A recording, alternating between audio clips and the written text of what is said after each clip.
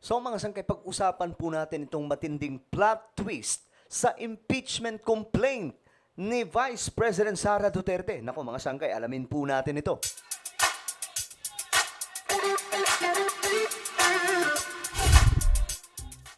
Yo, what's up guys? This is me, Sangkay Zanjan, and we are back. I'm back sa panibago nating vlog today. Kamusta po kayong lahat? Naway ayos lamang po ang kalagayan ng bawat isa.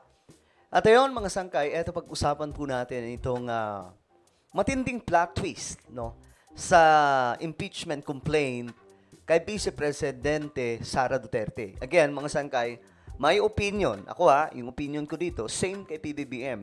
Ayaw po natin ng impeachment complaint. But since nandito na ito mga sangkay, pag-usapan po natin, ano nga ba ang matinding plot twist no, sa impeachment complaint ni Vice Presidente Sara Duterte. At tingnan nyo ito mga sangkay. Bakit June mangyayari ulit? Kung sakali mga sangkay, no? Kasi ang lumabas ngayon na impormasyon, mukhang hindi po mangyayari ngayon ang impeachment complaint. Kailan magaganap daw? After pa po ng halalan sa 2025. Ngayon, alamin po natin ang plot twist. Ano nga bang mangyayari, sangkay? Ano yung tinutukoy mo na plot twist na yan? Well, pag-usapan po natin yan. Anyway, shoutout nga pala sa lahat ng mga solid sangkay dyan na nanonood ngayon. Mag-comment po kayo sa ibaba ng hashtag solid sangkay kasama po ang inyong mga lugar, inyong mga lokasyon para magkakilala po tayo dito. Para naman po sa mga hindi pa nakakapag-subscribe dito sa ating channel, nako po, ayan o, matindi po ito mga sangkay. Tayo po ay parami ng parami. Road to 2 million subscribers na po tayo. So kung gusto mong mapabilang sa dumaraming solid sangkay dito sa YouTube, ang gawin nyo lamang ay i-click nyo po yung subscribe na makikita sa baba ng video na to. I-click nyo po yung bell at i-click nyo po yung all. At sa mga nanonood naman po sa Facebook, syempre, follow nyo po yung ating Facebook page. Okay, eto na. Alam ko nagmamadali kayo ang haba ng intro. Eto na, pag-usapan na po natin. Pakalat-kalat to mga sangkay. Itong ganitong klaseng sabi dito, iyak lahat ng mga pumirma. Na-trap sila. It's a prank. Naisahan sila ni Villanueva. Okay, so maraming happy dito mga sangkay. Maraming ganitong klaseng video. Pero hindi po nila naiintindihan. Ano nga ba talaga ang taktika? Anong strategy ito? Panoorin natin, mga sangkay. Baka ma-misinterpret nyo mga sangkay. Hindi ko gusto itong grupong to, ha? Kaya nga po, hindi ko sinusuportahan ng impeachment complaint dahil alam ko na itong mga to, anti-Marcos ng mga to. Ayan, no? Mga anti-Marcos po yan. So, hindi tayo pumapabor sa mga yan, mga sangkay. Pero, yung last na nag-file ng impeachment complaint, hindi na po sila. So, ngayon, mga sangkay, since natuloy na yan, pag-usapan na po natin. So, dito, sa video na to, sinasabi dito na, hindi natuloy ang impeachment complaint.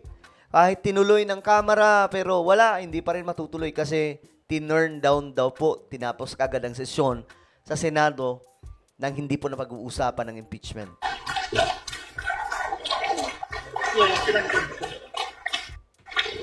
Lalo na yan, ayoko talaga niyan mga sangkay.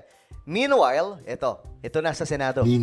At this juncture, Mr. President, I move that we adjourn the session until 3 o'clock in the afternoon of Monday, June 2, June 2. 2025. So move, Mr. President. Ngayon, hindi po nag-gets ito ng iba. Hindi po nila nag-gets yung plot twist. Ito po ang dahilan dyan, mga sangkay. Mamaya pag-usapan po natin. Ito na. Susunod-sunod po natin. Ito po ang lumabas na impormasyon ngayon. Impeachment complaint, trial versus VP Sara. Ang tanong, tuloy nga ba o hindi? Diba, akala po ng iba hindi na matutuloy. Pero mga sangkay, ito yung plot twist. Panoorin natin. Sa Hunyo na raw, masisimulan ng impeachment trial ng Senado kay Vice President Sara Duterte. Sa Hunyo, this year. Tagal pa nun, mga sangkay, di ba? So bakit? Kasi nga po, magka-campaign period na at hindi na po kakayanin ng oras. Pero maliban dyan, sa dahilan na yan mga sangkay, mamaya pag-uusapan natin, ano nga ba talagang reason? Bakit hindi na po ito pinag-usapan sa Senado for now?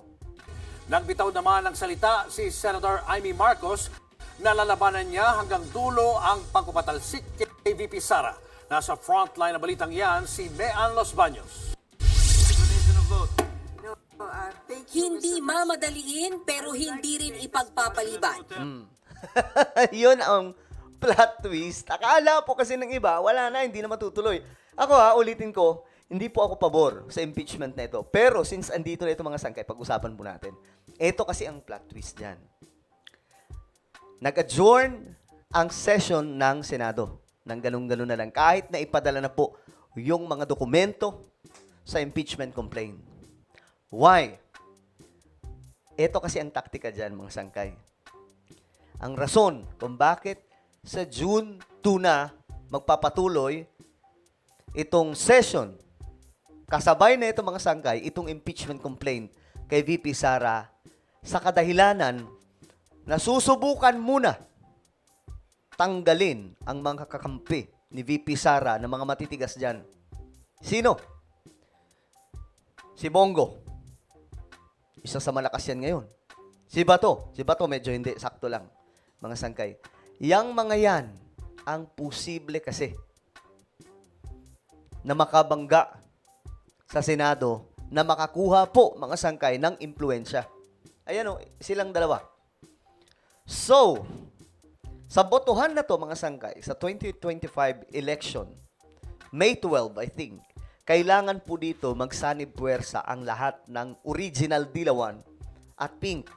Para ilaglag at iboto po ng straight. Ilaglag si Bato at saka si Bongo at iboto po ng straight ang mga kakampi ng pamahalaan, which is malalakas din po ngayon ang 12 na kandidato ng lineup ni PBBM. Sa madaling sabi, kung sakasakali na matatanggal si Bato at Bongo sa 2025 election, ano mangyayari? Sigurado na po na mapapatalsik si VP Sara at matatalo po siya sa impeachment na ito. So ngayon mga sangkay, yan po yung plot twist. Kasi kung ngayon din itutuloy yan, hindi po mananalo. Malabo po mga sangkay. Mananalo po dito si VP Sara sa impeachment na ito. Bakit? Andiyan po sila So para po sigurado at sure ball na wala na pong magiging dahilan dyan mga sangkay. Okay, ikandado po muna natin to. Ituloy muna natin itong election 2025 sa May 12. So yan po ang plot twist talaga. So sa mga nag-aakala mga sangkay na wala na, let's na, wala nang impeachment, dyan po kayo nagkakamali. Ako hindi ako favor mga sangkay, pero parehas kami ni PBBM ng reaction dyan, hindi kami pabor kasi maraming maaantalang mga project o gawain ng Kongreso. Pero since andito na to, pag-usapan po natin. Hindi rin magpapapressure kahit kanino. Yan ang iginiit ni Senate President Chis Escudero sa pagtalakay ng Senado sa Articles of Impeachment laban kay Vice President Sara Duterte. Dapat daw pag-aralang mabuti ang reklamo bago simulan ang paglilitis. Hindi naman siguro makatarungan o tama na pagkatapos nilang upuan ito ng ilang buwan, biglang pwersahin, pipilitin at sasabihan kami ng sino mang galing sa Kamara na, huy, bilisan nyo, aksyonan nyo, ano ba kayo? Hindi ganon at hindi ako papayag din nun. Hindi namin trabahong pakinggan sila. Kagabi nag-adjourn ang sesyon ng Senado nang walang pinag-usapang impeachment. Katwiran ni Escudero. Di ba? Yun yung plot twist doon. Akala ninyo, mga sangkay, panalo na yung kabila. Hindi po ganun.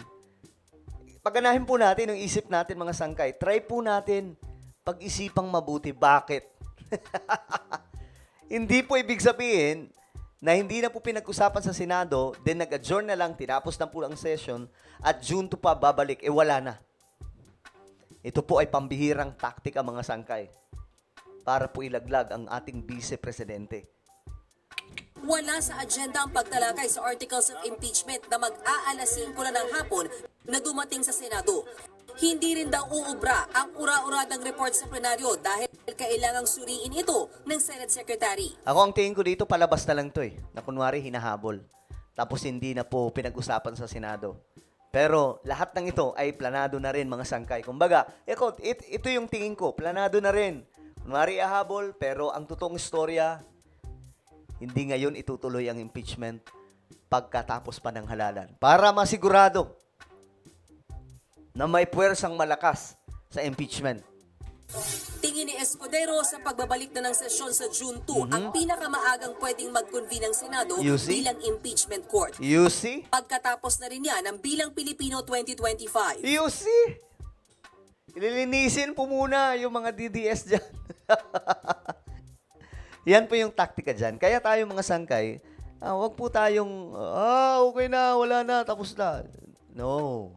Check mo muna, baka mamaya mali ka ng analisa, analisa. Diba? Baka mamaya mali yung opinion mo, interpretasyon mo. So, tingnan po natin. I'm not saying, mga sangkay, na talagang matatanggal na po si VP Sara. But, guys, itong politika sa Pilipinas ay laro, mga sangkay. Kanya-kanya pong strategy yan. So, ang kampong ito, mga sangkay, mukhang hindi po nauubusan ng estratehiya para ilaglag si VP Sara. So, matira-matibay lamang po ito, mga sangkay. Basta tayo, kalmado lang. Hindi po tayo papa-apekto dapat sa mga nangyayaring ito. Relax lang. Well, ano po ang inyong opinion sa ating na pag-usapan ngayon? Just comment down below.